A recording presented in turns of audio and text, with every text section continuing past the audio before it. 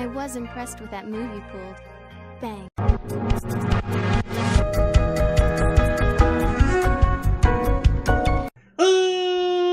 Ladies and boys and girls, children of all ages, it's me, it's G, it's DMC, the undefeated, undisputed YouTube champion. That's right, it's the Maverick, Mark Daniels, and we're here with not only the Monday Night Raw review, but the SmackDown Live review. So the Raw from November 13, 2017, and the SmackDown Live from November 14th, 2017. Almost says 13th twice. I'm combining both of them because I just didn't have enough time to record the Raw review yesterday. By the time I got a chance to watch the Raw live, to watch Raw, it was like 2 in the morning. So by the time I was done watching the show, it was like 5 in the morning. Just didn't have time. I was tired and didn't want to wake anybody up. Well, then I just got done watching SmackDown. It's actually 2 a.m. I was like, you know what? I'm going to do it anyways. I'm going to do both. I'm going to combine both. This is the one time a year where SmackDown and Raw go head-to-head in competition. So this is the one time a year that we put Raw and SmackDown reviews into one giant video. Corny? Yes, but it makes sense. I'm not going to spend too much time on Raw. I'll be honest with you. My hype level is over 9,000 right now. And it's not because of the episode of Raw. It's because of the episode of SmackDown. Granted, the Raw invasion helped out a lot. And I'm actually really pumped up after SmackDown to watch Survivor Series. So today, we're going to talk about Raw, we're going to talk about SmackDown, we're going to talk a little bit about Survivor Series. No predictions, really, although I may say, I might talk about things that I think might happen. Let's go right into Raw. So overall, first off, I want to say that Raw, I actually liked the show for the most part. There was some good stuff on the show. Let's just talk about the high points. I'm not even going to spend like super specific details on everything. The high points of Raw, very simple. I actually enjoyed the Jason Jordan, Kurt Angle, Triple H, Stephanie McMahon stuff. I actually like that a lot. I understand that a lot of people were making fun of Jason, saying it was goofy, it was terrible acting, whatever. But what this does for me as a whole, I like Jason Jordan. I'm one of the minority. I get it. That's fine. I'm one of the few people that actually liked Jason Jordan in American Alpha and still like him to this day, regardless of what you think of the booking, the storylines. I think as a performer himself, I think he's pretty good. I think he lacks a certain amount of charisma. I do think that he has a lot of work to do still before he's even close to a main event caliber talent in my mind. A main event caliber talent in my mind. Again, it's 2 in the morning. But I do think the guy has potential. And not everyone has to be a main event player anyways. I think he could be a very solid mid-carder at the very least. Now, with the Kurt Angle storyline, and it was very soap opera-y, right? He was out there, he was about to cry, and he's like, don't do this to me, Pa. Don't do this to me. This is my one chance. I deserve this. Kind of a little entitlement there. I kind of like that, though, because what Jason Jordan represents right now, in my opinion, I don't know if this is where this is leading to, but this is just what I saw from Raw, was that he's like the entitled millennial, right? And I'm sure that's what Vince McMahon was like, we should make him the entitled millennial. People are going to hate him. And people do hate him. So if he continues this trend and they're kind of doing the whole thing where he gets favoritism because he's Kurt's son, even though it's a terrible storyline, and we know he's not Kurt's son, and this could potentially lead to a storyline where Jason screws over Kurt Angle, maybe as soon as Survivor Series. Because when Jason Jordan got pedigreed by Kurt Angle didn't stop it. He went to him and checked on him afterwards, but he didn't do anything to Triple H. Now, it's very obvious to me, and that's another big thing, Triple H is now the member of Survivor Series. Now, it's a little late because I'm a day late talking about this, but I thought that was cool. I unfortunately was spoiled. Again, I watch things after live. I don't have time. I just by the way my schedule works out, I typically just don't have time to watch the shows live. Sometimes I do, but most of the time I have to watch the replay or record it and then watch it later. So that's usually why I record my reviews a little bit later, because I have to wait, and Raw's a 3-hour show. Granted, I get to fast forward through the commercials and the boring bits. So I could watch Raw in like an hour and a half. If I watch everything, if I skip over things, 45 minutes to an hour or so. And I do skip over things, let me tell you. But Triple H being in the Survivor Series team, I was kind of excited. The first thing I said was, oh, Triple H and Kurt Angle are both on this Survivor Series team. You have the 2 of the best Shield members of all time on the same Survivor Series teams, because obviously Kurt Angle was part of the Shield at TLC, and then on house shows Triple H was seen doing Shield stuff, replacing Roman while he was sick. Another thing that was big was the Roman Reigns return. I thought Roman was great. Came in, cut a promo with Stephanie, which Stephanie coming back is always a nightmare.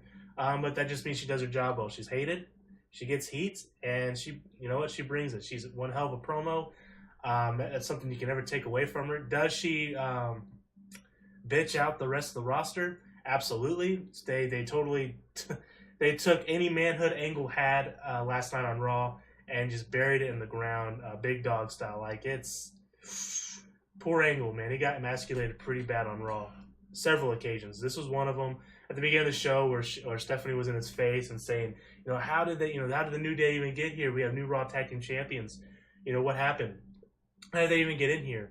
They didn't even mention, why their music started playing. And she's right. How did she get in? And Angle's like, I don't know. How come they got John Cena? John Cena was on Raw last time we saw him. Now he's on SmackDown. Did you not ask him? Did you put Jason Jordan on your team in favor instead of John Cena? No offense to Jason Jordan, but he's no John Cena. And, I thought that was good stuff that they brought in. I mean, it's simple. But to me, it was just like, oh, wow, they actually brought that up. That's pretty cool. And Kurt Angle, John Cena being on Team SmackDown obviously is a big deal too. Speaking of which, actually, I did record a SmackDown review last week, but unfortunately I had a lot of audio issues. I couldn't use it. I had too much static going through my mic. It was unusable, and I didn't really record. It was like, I recorded like 40 minutes or so, and today's going to be probably a long video too. And I recorded, the video, and I can't replicate. I have a hard time. I've done it before, and I just don't like it because I feel weird doing it, for one. Two, I'll go back and listen to it. I'm just like, yeah, my excitement's all gone. Because I'm frustrated that the audio messed up. And I always do an audio test, but that didn't stop things from happening, and sometimes doesn't. Sometimes I can fix it in post edits. Sometimes I can't. I mean, that's just the way the cookie crumbles. But when I did my SmackDown review, at the time when I recorded it, there was no fifth member of Team SmackDown yet, and I speculated maybe John Cena could come back. Kane could turn on Raw, and it was all elaborate ruse. Shane hired Kane. There was all kinds of random shit that I just threw out there. And I said most likely it's either going to be like Dolph Ziggler, it's going to be John Cena, and I mentioned a few people. So John Cena being on Team SmackDown is a big deal. Last time we saw him, he lost to Roman, and he did the whole is he retiring thing, which we all knew he was, and the crowd just didn't give a shit, which was kind of sad but funny. Hopefully when he does hang up his boots, the crowd gives the respect he deserves. I've never been like a giant Cena supporter during the heyday, because there's a good period of time where I just could not stand watching a John Cena program or match, because it was just like, oh, John Cena again, same boring shtick's been the same thing for 10 years. But I've always had respect for him. The guy works his ass off. No one can deny that. The things he does behind the scenes and and on the camera too, remarkable. It takes a special person to do that, which is why they never replaced him. And they're trying to do it with Roman, but I don't think Roman. I don't know if Roman can do what he does. The behind the scenes, not having a single day off for 10 years, going to do media tours. And I'm going on a diatribe. I need to go on. This is starting to be a long video, but you get the point. So Triple H. I think Triple H being on the Survivor Series team, for one, is to plant seeds for one of two things. Either A, which I think is the most likely candidate, Triple H versus Kurt Angle at WrestleMania next year, or Shane McMahon versus Triple H at WrestleMania next year. Two matches that people have been wanting to see. Ever since Shane came back, you hear a lot of people saying, oh, maybe it's going to be Shane versus Triple H finally. Or when Kurt Angle came back, oh, Kurt Angle versus Triple H, Kurt Angle versus this, versus that. I can see any of those happening. Honestly, if I were to pick one or the other, if I have to see one of those next year at Mania, I would pick Shane and Triple H, and I'll tell you why. And it's not because I think it's going to be an exciting matchup and the story that goes into it, although the story could be fun with Vince McMahon having to pick a side and stuff like that. That stuff's always very story-driven, soap opera stuff, which I sometimes enjoy. Just like I enjoyed the Jason Jordan segment. We'll talk a little bit more about that here in a second, too. But the reason why I would want to see that match instead is because that would open up Kurt Angle to have a match with someone else, And no offense to Triple H, but there's a lot of fresh matchups that we've never seen before that I would love to see. I've mentioned this before, but like a match between like Kurt Angle and AJ Styles would be really awesome to see, even though we've seen it in TNA. But I would actually rather see that than Kurt Angle versus Triple H. Kurt Angle versus Brock is a big match. We've seen it before again, but I just would rather see that match. Kurt Angle versus Finn Balor, Kurt Angle versus Samoa Joe, Kurt Angle versus Seth Rollins, Kurt Angle versus Roman Reigns even, I think would be an interesting match. I would rather see Kurt Angle versus those different guys versus Triple H. But I would be, hey, you know what, honestly, I would be fine with a Kurt Angle versus Triple H match. But I don't know where that leaves Shane, because Shane's going to be on the card too. And I don't know, unless you set up a triple threat match, I just don't know what you're going to do with Shane if you do that. I mean, obviously he's got his thing going on with Kevin Owens and Sami Zayn, but are they going to stretch that out for another 4 months? They could. But then what? Is it just going to be Shane versus Sami, Shane versus Kevin Owens again? Is it going to be a tag team match, Kevin and Sami versus Shane and Vince McMahon? I don't know. Or whomever that he gets. Maybe it's, I would hate to see AJ Styles be wasted at a Mania in a tag team match like that, but maybe AJ Styles. I don't know. But anyways, during the opening segment, the Shield also challenged New Day, which they accepted on tonight's episode of SmackDown. So that's going to be a match that we'll see. Like I said, we'll talk about the Survivor Series card here in a minute. I'm just kind of going down my list here. We have Mickie James versus Dana Brooke versus Bayley. Winner joins the Survivor Series team for Raw. It wasn't very anything special. One thing I wanted to note, though, was that during this match, which Bayley won, by the way, Asuka got attacked by Dana Brooke because she went and checked on her, and then Dana Brooke had her head kicked off. I don't know if that means, and I don't think it's going to now, and I'll tell you why. At first, when I watched Raw, I even typed this down. I said, is Asuka going to get attacked backstage by Dana Brooke, and then maybe Dana takes her spot so that way Asuka doesn't have to lose if they want the SmackDown women to win? Or will they have Paige replaced? Because there's been a lot of rumors for Paige coming back. Has been for a while. And she was backstage at Raw. And the scuttlebutt that I've heard and that people have been reporting is that Paige did not debut, but he turned to Raw last night was because she spoiled it on social media. I believe on Instagram, she had a picture of her and Renee or something. I don't know if I buy that. I think people look too far into this sort of things, and people make BS stories all the time. And we'll talk about one of those here when we talk about SmackDown regarding Kevin Owens and Sami Zayn. But anyways, Enzo and Drew Gulak had a promo, whatever. It was Enzo and Drew Gulak versus Akira and Kalisto. Not a special match. It kind of was boring, to be honest. And Samoa Joe and Finn Balor versus the Club. This was really cool. So there was a backstage segment where Kurt Angle had those guys backstage and Braun Strowman. He was kind of doing like a little pep talk. This was before Jason Jordan got replaced. Actually, no, Jason Jordan was there too because he set a match for him. And he set a match for every member of the Survivor Series team besides himself. He told, Joe and Finn, I liked what you did. I let you guys do last week, but we need some, teamwork here. I'm going to have you guys team up tonight against the Club. And then Jason, you got a lot of proof. People think that I'm favoring you because you're my son. I need you to go out there and prove it tonight. I want you to go against Bray Wyatt. And Jason was very excited for that.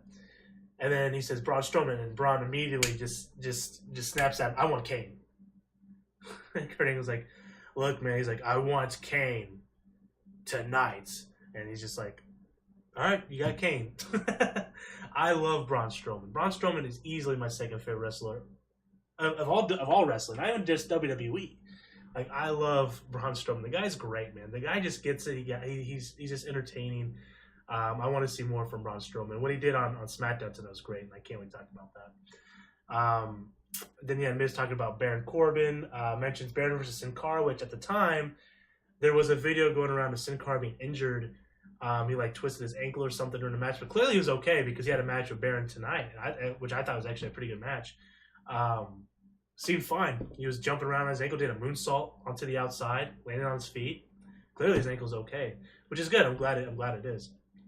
Then we had the Bray Wyatt versus Jason Jordan match.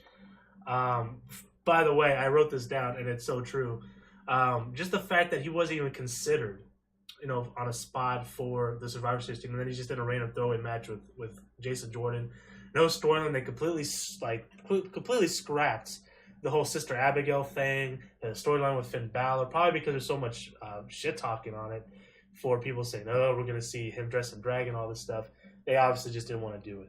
They decided to scrap it. Apparently, that's what it looks like to me. They can always bring it back. They can, after Survivor Series, start continuing that feud. But to me, it just feels like they scrapped it. I just don't know what they're going to do with Bray afterwards. But anyways, Jason Jordan ended up winning the match with the schoolboy. I thought the match was okay. The crowd was very much behind Bray in this match. During the match, Bray targeted the knee. After the match was over, he attacked the knee. And Jason, the story after that was that his knee was injured. Kurt Angle goes out there, goes to the back and talks to him and says, "I don't know if I can have you on my team. You're not 100%. And, Jason Jordan's like, "Look, you wrestled with the broken neck at the Olympics.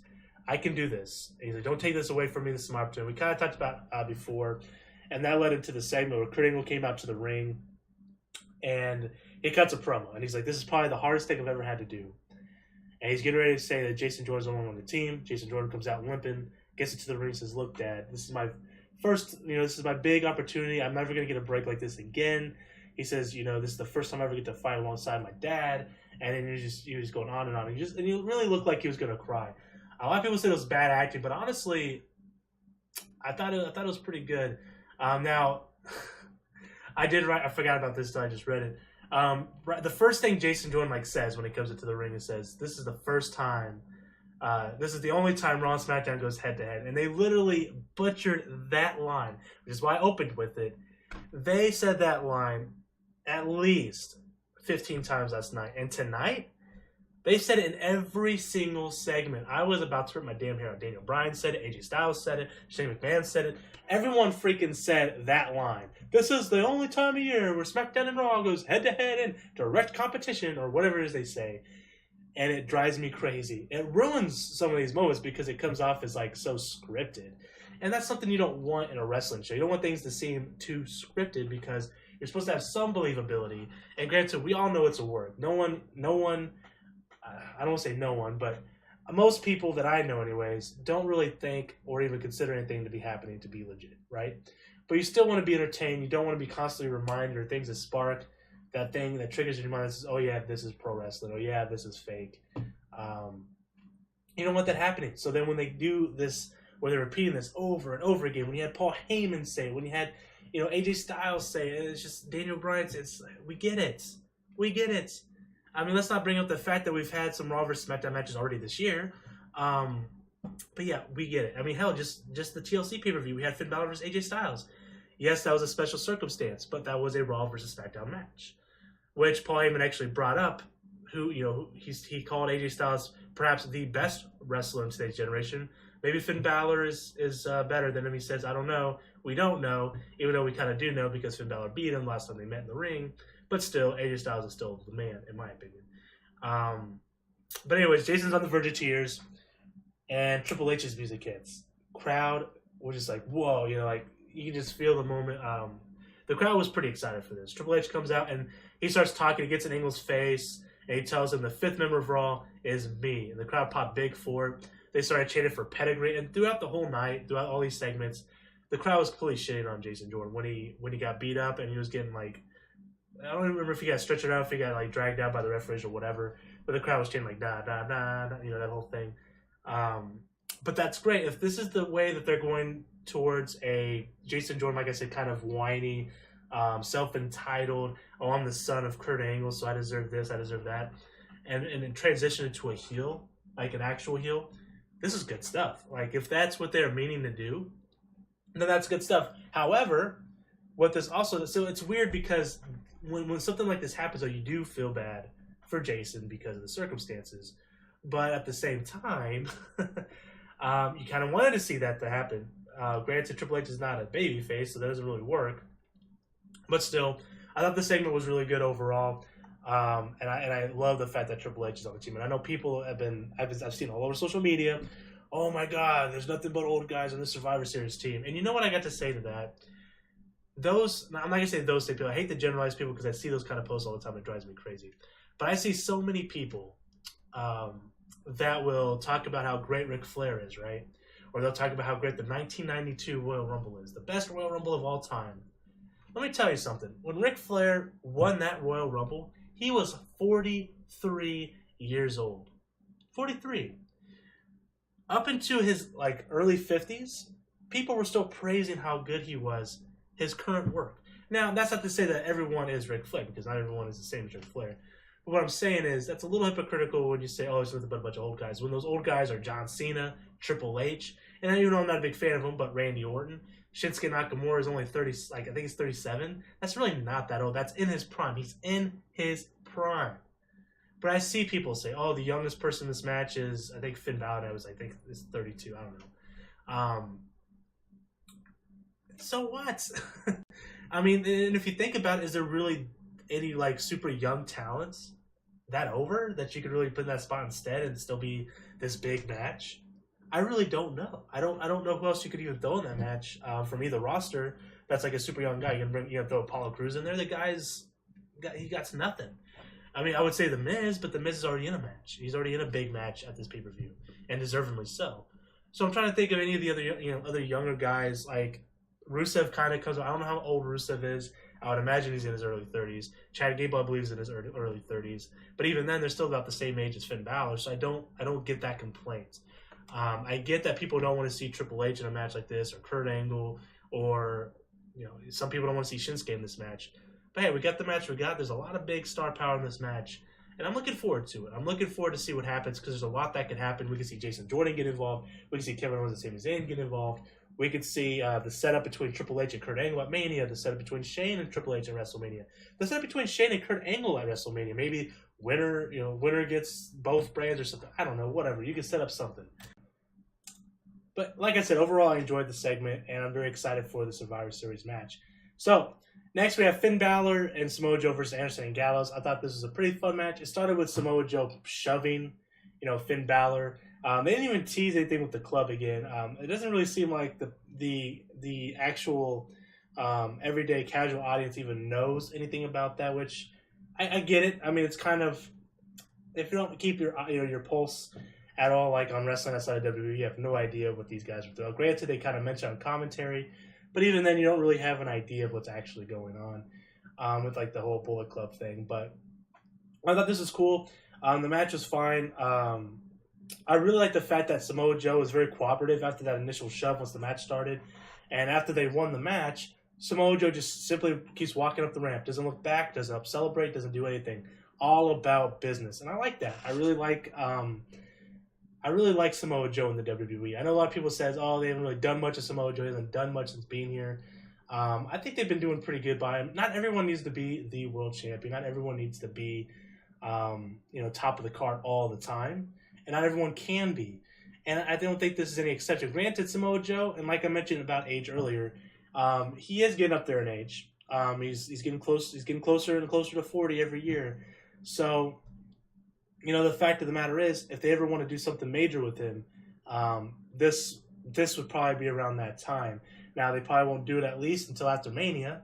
But then again, you have so many guys on the roster, in my opinion, and this is a good problem to have.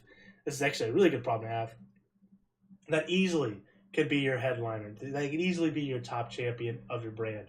And Raw, you got Samoa Joe, you got Finn Balor, you got Brock Lesnar, Braun Strowman, you got obviously Roman Reigns, Seth Rollins, Dean Ambrose. Did I mention Bray Wyatt? You have Bray Wyatt, even though he's very, what's the word I'm looking for? Shit right now. They haven't been doing shit with him. But you get the idea. There's so many guys that you can do something with on that roster.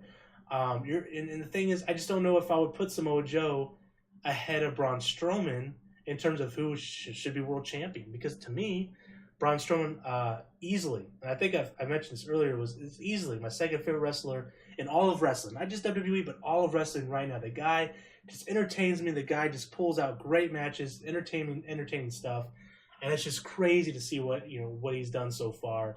From even like a year ago, what he was doing, with the Wyatt family and being a Rosebud before that, But I really like this match. It was fun. Then we had Alexa Bliss. She did a backstage interview. She mentioned that she may be at SmackDown the next night. And we kind of all knew. I think everybody was under the impression that Raw had to do something because they were just getting dicked, right? They were just getting dicked. They had to do some sort of a comeback and give a receipt, if you will, on the SmackDown brand. Even if it was just the Shield, because they got Under Sieged, they got the New Day the Shield members, the tag team titles, Dean Ambrose and Seth Rollins. So they had to do something like that. But I thought she had a very funny line that I thought was really good. She says, usually I DVR SmackDown Live, but then I usually forget to watch it.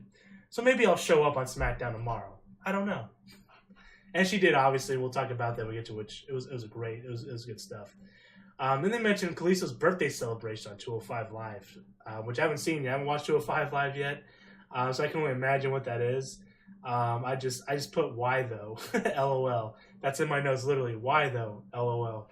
Anyways, then we had the main event, which was Kane versus Braun Strowman. This was a very quick match. I believe it was like 5, maybe 6 minutes long. It was very brawly. It was kind of a boring match, I'll be real with you. And to the ending where Braun actually power saved Kane through the ring. So they're giving Braun all these big spots. He did the suplex, breaking the ring spot with Kane. Really building this guy up. They're continuing to push this guy, and I like it because, again, I'm a big fan. If Kane is getting ready to retire, I think the most appropriate thing you could do, because I don't think their feud's over yet, is you can have a Kane versus Braun Strowman buried alive match. And that's where you end Kane's career, at least the wrestler. And then you can induct Kane into the Hall of Fame as soon as next year if you wanted to. I would probably wait at least a year, though. And honestly, I think Kane is absolutely a headliner. People might disagree with that, and that's fine. But Kane has had such a storied career in WWE. People say Undertaker is the greatest gimmick in WWE history. I agree. And I think Kane is right behind with him. You can induct them both in the same Hall of Fame, the same year if you want to. But I think that Kane is very easily, if you don't have like a bigger name than Kane, I think if you say, okay, hey, this is Kane as the headliner this year, I don't think too many people would complain. The guy has had one hell of a career. Yeah, he's had some moments in the last few years that were kind of like cringy and like, oh my God, again. But then he's had great moments like Team Hell No. And I even enjoyed him as a COO because I really loved him doing those. And it was so weird seeing him do those promos where he talks properly and then he'd bring up these good points and he's just such a smart guy. And it's just like, that's Kane? Who is this guy? Who is this stranger? I really enjoyed that stuff. So Kane to me, and this is a good question for you guys if you guys want to talk about it. Does Kane, to you, deserve... There's no question that he deserves to be in the Hall of Fame. Everyone, I would say 99.9999 repeating percent of all wrestling fans would agree that Kane deserves to be in the Hall of Fame. But I would ask you, do you think he deserves to be a headliner for a Hall of Fame? I say yes. I say he absolutely does. He's done so much in WWE, WWF, so many different character transitions, so many different crazy moments, crazy matches. I definitely think he deserves it. But who to steal a line from the New Day? But who would induct him? Would it be The Undertaker? I think Undertaker would be a good one. Maybe Steve Austin. Trying to think of who else that I know is like a close friend of Kane. Undertaker makes the most sense, but obviously Undertaker doesn't make too many appearances. I don't think he's made any, especially lately, appearances for The Undertaker. Obviously, Undertaker makes the most sense. Paul Bearer, unfortunately, not with us anymore. Who would I have induct Kane into the Hall of Fame? Maybe Mick Foley. Maybe Mick Foley could induct Kane. That might be a good choice. Kane and him have obviously, as Mankind and as Cactus Jack and all the iterations of Mick Foley, have had a hell of a rivalry. You can have Edge induct Kane. You know what would be really fucked up? If they had Matt Hardy induct Kane. That'd be kind of funny because they had such a weird rivalry too over like the Lita thing. But I think Edge would be a good one though, if I'm being realistic. Kane and X-Pac were a tag team at one point. Get an X-Pac induct. I mean, there's RVD and Kane were a tag team for a minute. In fact, I remember this clear as day. I remember RVD talking Kane into putting his mask on the line against, I think it was Triple H, for the world title. And then he lost and got demasked. But Kane's done so much in the business. The guy definitely deserves to be the headliner, in my opinion. Anyways, that was totally off topic. Well, not really off topic, but it was kind of off topic. Let's move on to SmackDown Live. That happened tonight. I really enjoyed this. I enjoyed both shows, like I said, but I thought SmackDown was just a better show. And we started with Shane in the back. He was giving a pep talk to all the SmackDown people that are going to be representing him. And, he's just like, oh, we're going to beat Raw. They're probably going to invade this type, but we are ready. We're going to knock them down. And he says, Becky, Asuka says she's going to, break through the women's division. What do you got to say about that? The only thing that's going to be broken is Asuka's arm, which is great. And then Shane talks to Sin Cara and Baron because they have a title match tonight. What do you say about The Miz? And Baron's like, oh, he's on borrowed time. It's only a moment, it's just a matter of time before he meets his end of days. And, everyone's, popping, all the wrestlers are popping and, going, ooh. And then New Day, he talks about the New Day and the Shield. The New Day, accepts the Shield's challenge because SmackDown rocks. And then Daniel Bryan came out and he talks about how, he bleeds SmackDown. He's a big supporter of the roster and the brand. He says, like SmackDown, we get up and we keep on fighting. We don't just stay knocked down. Obviously referring to Kane chokeslamming him. And then he brings out AJ Styles, and this was great. One of Daniel Bryan's best segments ever. So he tells AJ Styles, and then he talks to him about the Brock Lesnar match. He says, you know what? We like to treat our world champions like Raw treats their world champions. He has an advocate. Do you want an advocate? And AJ Styles is like, yeah, I'll take an advocate. So then Daniel Bryan literally does the whole Paul Heyman bit. He even goes, the undefeated, undisputed WWE champion, the phenomenal, hey. And the crowd was eating up there, going with him. And the crowd was hot for AJ Styles, of course, as they should be. And then Daniel Bryan was just like, hey, I agree with all your points that you brought up yesterday when you brought up the 5 points on why you should, watch Survivor Series. And he says, I agree with all but point F5 because I don't think Brock Lesnar has what it takes. Because when the going gets tough, Brock Lesnar is a quitter. And the crowd kind of goes, oh, and at this point, I'm like, ooh. I love, whenever someone talks shit on Brock Lesnar, I will say this. I get riled up. I don't know why, but I'm just like, fuck, dude, this, shit's getting real, They're starting to cut into him a little bit. So I was all hyped up for that. And so he says, Brock Lesnar's a quitter, just like he quit out on WWE, just like he quit in UFC to a leg bar. And again, the crowd's going, ooh. And then AJ Styles is like, thank you, Daniel Bryan, but, I can talk, unlike the puppet Brock Lesnar. And then he says he'll find a way to beat Brock Lesnar because he's the underdog, but he wouldn't have it any other way. And this is good. This is a great segment. The crowd was very much into it. I was into it. And then AJ Styles runs into Jinder in the back, and then Jinder is just like, nothing's going to be, what Brock Lesnar does to you, it's not even going to compare to what I do to you when I get my rematch. Obviously, he's going to get his rematch. Probably at the next pay-per-view, which I believe is Clash of Champions in December. Like a month away from Survivor Series. And then, like a month away from the Royal Rumble. So Raw doesn't get another pay-per-view until the Royal Rumble, which is crazy. That's 2 months away. It's going to feel so weird not having a pay-per-view for 2 whole months. Like, can you believe the Royal Rumble is almost here, which means WrestleMania is almost here already? It just feels like we just had the WrestleMania. It's crazy to me that time has gone by so quickly.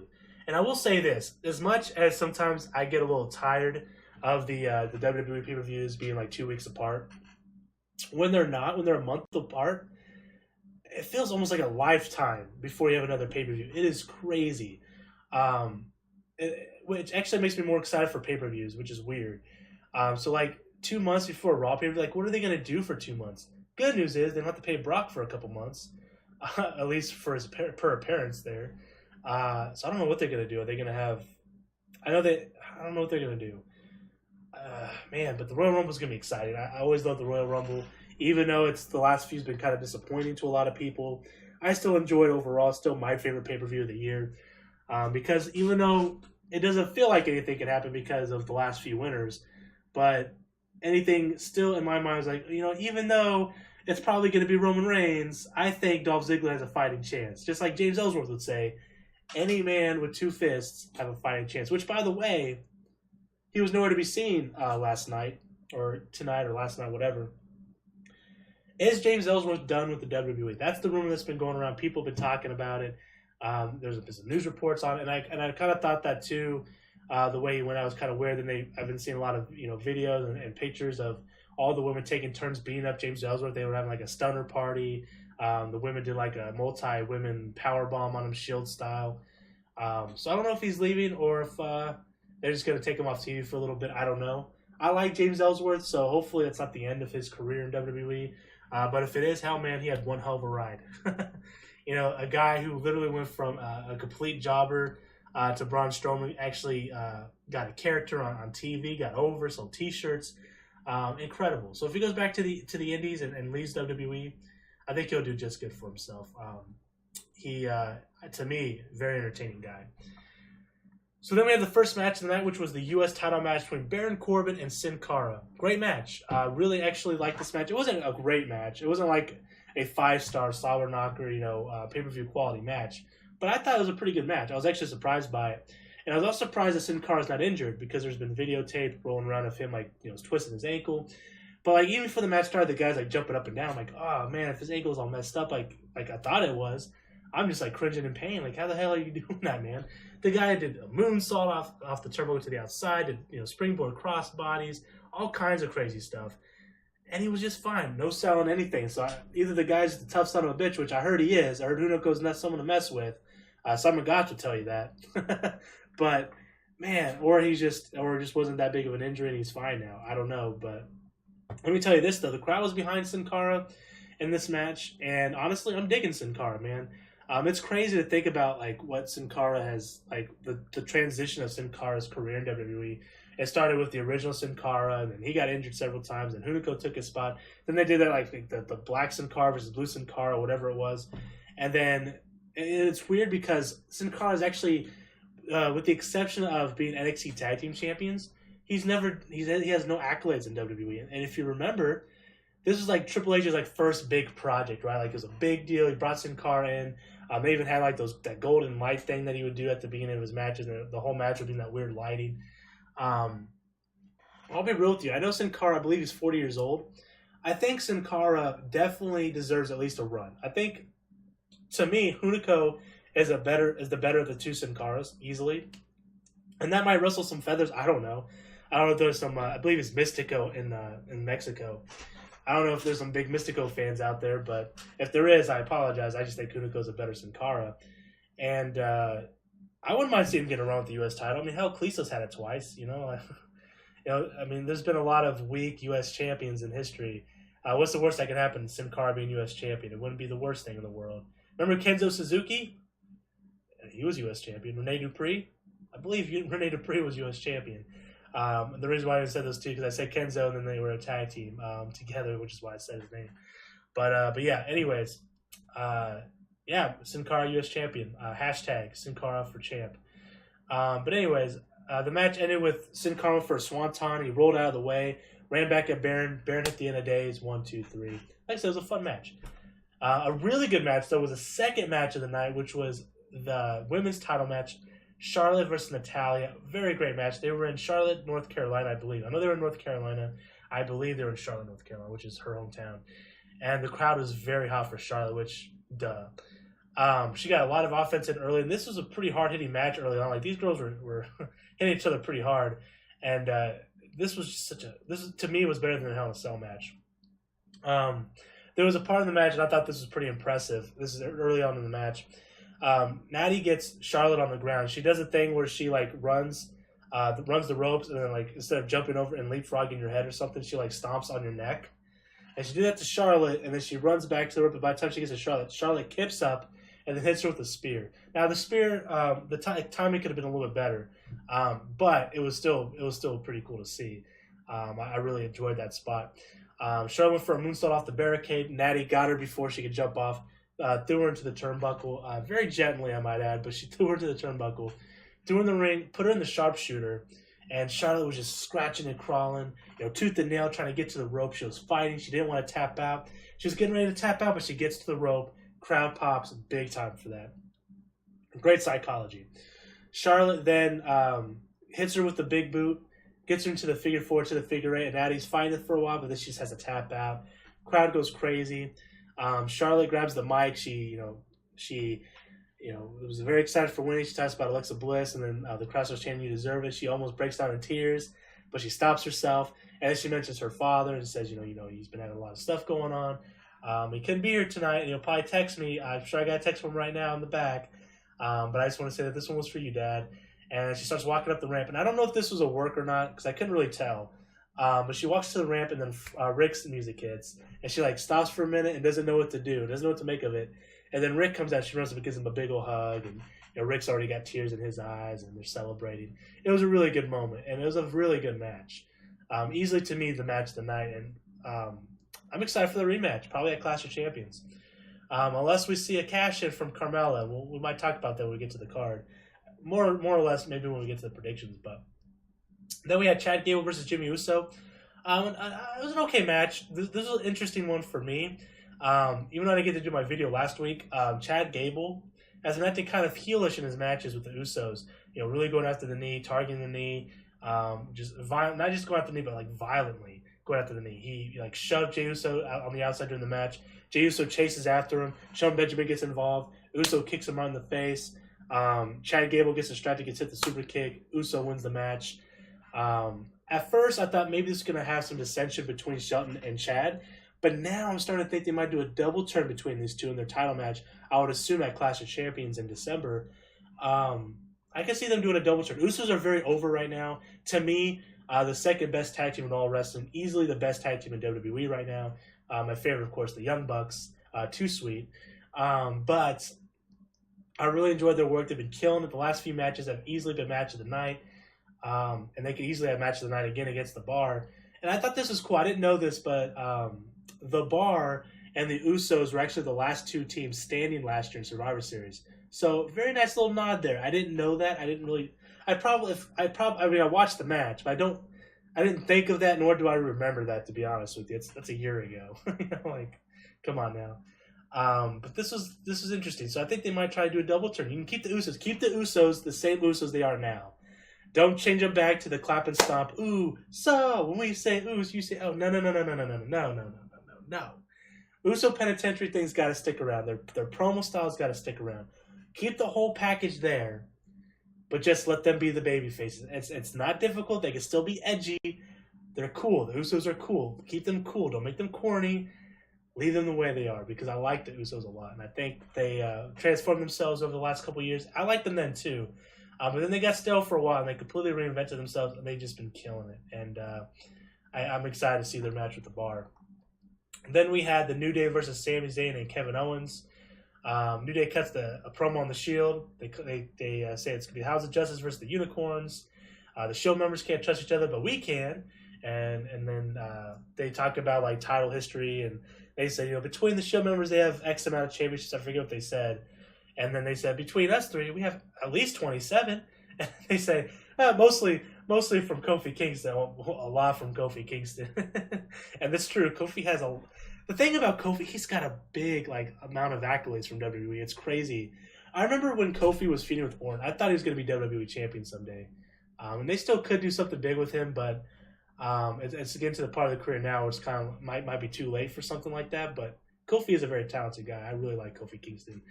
All three members are. All three of those members, even though Kofi's getting up there in age, Big E and Xavier, in my opinion, both have a lot left to go. And once the New Day does break up eventually, I could see Xavier easily being a mid-card champion and being just fine. And I can see Big E being world champion easily. Someday. The guy's got it. The guy's great. But anyways, during this match, it was back and forth. It was an okay match at this point. But during the match, the Shield's music hits. The crowd pops big time. Shield comes out. They're wearing these half Shield, half Monday Night Raw t-shirts. They were kind of cool. Sami and KO stand next to the New Day like they're going to help them. And I knew, and I'm sure you guys knew too, that they were getting ready to just leave the ring. But they're sitting there, and the Shield come into the ring, and then they of course leave the ring, and then the New Day get the jump on, or the Shield get the jump on the New Day, and they start beating each other up. The crowd starts chanting like, "This is awesome!" And then more Raw members come out. The Usos actually came into the ring, and they stopped because they got face to face with Roman Reigns, which obviously is their cousin. They stopped, but that was enough distraction. They get beat up. The Bar comes out, and it's just a big old brawl. Too many superstars in there. I'm not going to name them all. But one thing I will say, though, there was some absent members from Raw and SmackDown that I noticed. First off, John Cena wasn't involved. Randy Orton wasn't involved yet again. Brock Lesnar wasn't involved. Triple H wasn't involved. Kurt Angle didn't, he got physically involved near the end. But four big names heading into Survivor Series that are going to be on big parts of your card not involved in this. I didn't like that. I feel like those guys should have been there. At least bring in Triple H and Randy Orton, right? Like, I get Cena's probably busy doing some broadcasts to pay for appearance. Randy's been on like SmackDown almost every week, but this is the week he's not there. Like, really? Come on now. Anyways, during this, they start beating up Shane. The Shield's like triple teaming Shane. They're like just beating the crap out, stomping the hell out of him. Kurt gets in his face. Oh, actually, before that, Kurt Angle comes out. Braun Strowman music starts hitting. He's the only one that got music. Well, actually, Shield got music. Then Braun got music. He comes out and just starts bodying people. It was great. Eliminates Shinsuke Nakamura. Then Shane starts attacking him, and Braun just turns around and just beats the shit out of him. They hit the triple powerbomb on Shane McMahon. The Shield does. Kurt Angle hits him with an angle slam. They hit him with one more triple powerbomb to end it. This was great. This is awesome. One hell of an invasion. And it was a great ending. I'm so pumped up for Survivor Series. And now, let's talk about the card real quick. And then we'll talk about, I'll talk about more of that stuff when we get to predictions. Things that are just spewing in my mind right now, man. Actually, I'll talk about one of those things because I don't want to forget, and I may forget by then.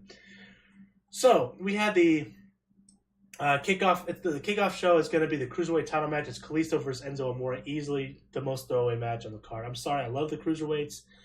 I love Enzo Amore. I like Kalisto enough, although sometimes he's very, just when he's bad, boy is he bad. So that is the pre-show match. I just saw on the WWE.com. It's confirmed to be the pre-show match. That's fine.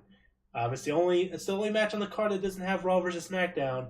Like I said before, actually did I get a chance to say this? I did a Raw review. My SmackDown review had some issues with audio.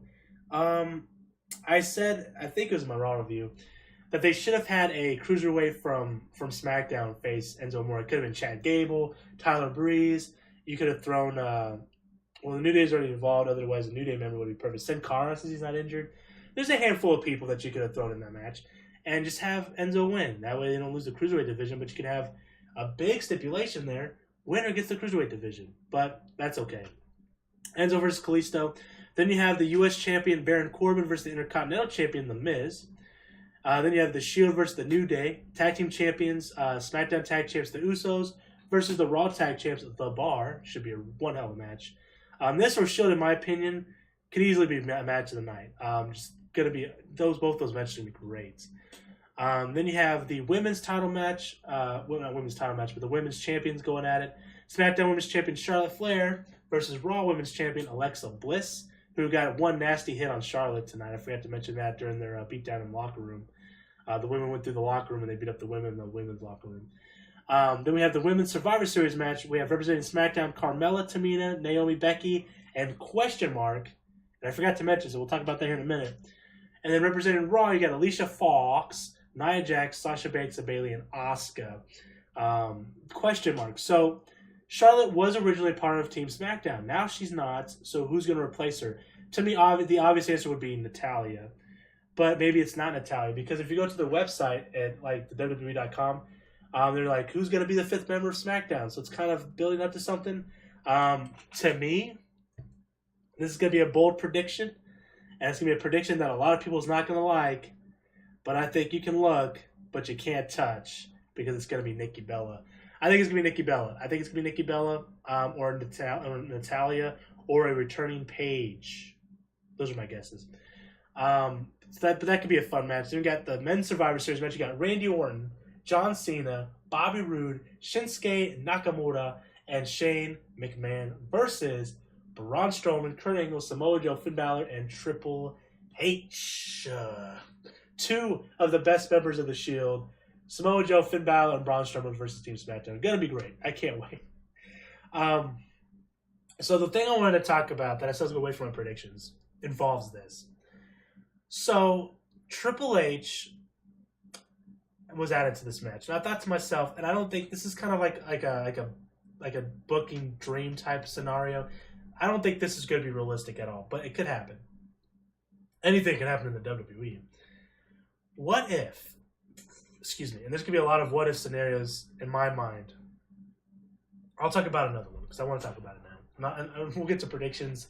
I'll do a predictions video later this week, probably Thursday or Friday, once we get closer to Survivor Series, just in case they announce the fifth member of the women's match anyways. So since Triple H is involved, NXT is in town too. They're having their takeover War Games, which I'm excited for, and of course I'll do predictions for that as well. And I think, if I'm not mistaken, there's like an Adam Cole versus Drew McIntyre title match. There's like a big match with Shawn Michaels as the referee, right? It's NXT Live in San Antonio on Friday, November 7th. So that's a big match. So there's so much going on this weekend in wrestling. What is going on? So they're having Drew McIntyre and Adam going against Adam Cole. I'm assuming it's going to be on the network. I don't know that for a fact, though. So they're getting 2 nights. Unless War Games... No, because War Games can't be because Undisputed Era is going to be in that match. So, anyways, the whole point of this is that I could easily see... I don't say easily. But wouldn't it be cool if they did like an NXT TakeOver thing where NXT takes over Survivor Series? Triple H, obvious, is the owner of NXT. No secret there. Everyone knows that. He's the messiah of NXT. What if the reason why Adam Cole's getting his title match already and he loses is because they're going to bring in like the Undisputed Era into WWE up to the main roster right away. You could even have Samoa Joe, Finn Balor, Shinsuke, Bobby Roode, turn on these other guys that weren't part of NXT and make this crazy NXT stable. It's almost like the Nexus, but not quite. And then you have Triple H just doing some weird NXT thing. I don't know. It came to mind. I don't think anything like that's going to happen at all. That's such a stretch. It's such a big thing. But it'd be pretty cool. It'd be pretty damn cool. I don't think there's enough. They could do an NXT thing. I don't know. It would be pretty cool to see. I think more or less Triple H is in there to set up, like I said, a match between him and Angle or him and Shane at WrestleMania. Then the other thing I was going to talk about is, what if Carmella, during this match, betrays her team SmackDown, rips up her T-shirt. She's part of Team Raw, right? NWO style. I'm not part of the NWO. I'm part of the Wolfpack. Whatever, right? Rips up her T-shirt. Whatever she does, right? And she shows that she's part of Team Raw. Screws her team over. They lose.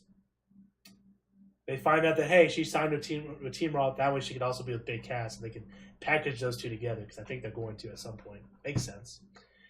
Then, during Charlotte versus Alexa Bliss, you can have Alexa Bliss lose to Charlotte, and then Carmella cashes in on Charlotte, or not Charlotte, but cashes in on Alexa Bliss to become the Raw Women's Champion. I don't know. Thought of that as an idea too, because I was trying to think of a way where they could try to swerve us into getting her to win the women's title from Alexa Bliss and not Charlotte. And the only way I could think of it as happening, because they wouldn't have 2 women's champion on SmackDown, that'd be weird, is if Carmella betrays her team and joins Team Raw. I don't know, just an idea. What if that happens? That'd be cool. Why not? Get some heat on Carmella. Anyways, then we have I would assume to be the main event, but easily the men's Survivor Series match could be the actual main event. It is the World Champions, the Battle of the World Champions, WWE Champion AJ Styles versus the Beast, Brock Lesnar, Universal Champion. If Brock brings it, and Brock actually wants to have a quality match, AJ Styles can make anyone look good. Let me tell you something. His match with Jinder last week on SmackDown was actually really good. Jinder's best match of all time. No one can argue with me differently. I'm not going to believe it. You can try to say one of the Randy Orton matches were better. You can tell me every single day for the rest of my life that Shinsuke Nakamura had a better match with Jinder. You can even tell me that Jinder Mahal versus Seth Rollins to crown the first ever NXT champion was his best match. It was AJ Styles versus Jinder Mahal last week at SmackDown. And AJ Styles he made James Ellsworth, right, look like $1 million in his match against him. I'm just saying, if anyone in WWE today could get Brock Lesnar, and I'm trying not to get excited because his last few matches have been so disappointing, but if anybody on the roster would get a hell of a match out of Brock, it'd be AJ Styles. Now, I hope it's not the same old where it's like, oh, Brock gets most of offense early. Oh, AJ somehow surprises him. Oh, AJ, Gets the phenomenal forearm, false finish, 1-2 kick out. Brock then dominates him with a couple suplexes. Oh, AJ's gonna hit the phenomenal forearm, catches him in the F5, 1 F5, 1, 2, 3, GG. AJ Styles, I think, should at least kick out of 1 F5 if he's gonna lose. Just my opinion. The guy kicked out of a super AA off the top turnbuckle. Okay, he did lose to one coup de grace though versus Finn Balor, which was sad. Just in TLC. It was the demon, though. It was a demon foot stomp, so it hit harder. Anyways, I don't know. But I'm trying not to get too excited and too optimistic on this match because I know Brock Lesnar's track record the last couple matches he's had hasn't been great. The build-up has been a lot more exciting than the actual match. Him versus Samoa Joe, build-up was great. Match sucked. Him versus Braun Strowman, the build-up was awesome. I was so excited for that match, and I got burned. I felt like Kane after that match, right? Because Kane was burned when he was a kid. I felt like Kane after that match. I was so covered in burns. I was scarred for the rest of my life.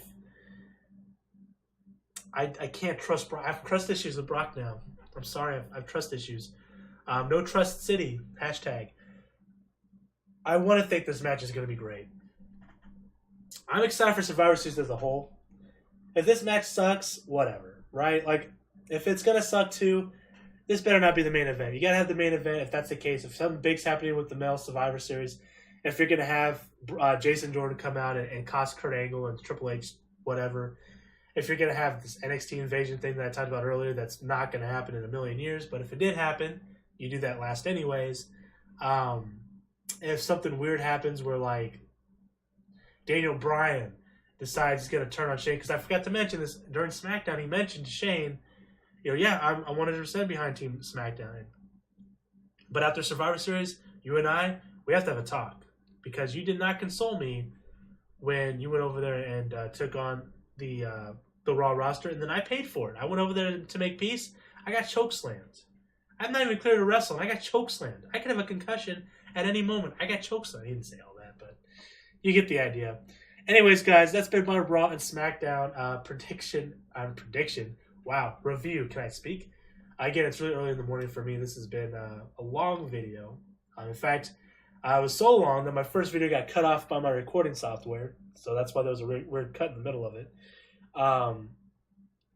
But guys, I really enjoyed SmackDown tonight. I want to know what you guys thought of SmackDown, what you guys thought of Raw. What do you guys think of Survivor Series? Are you guys excited? I am.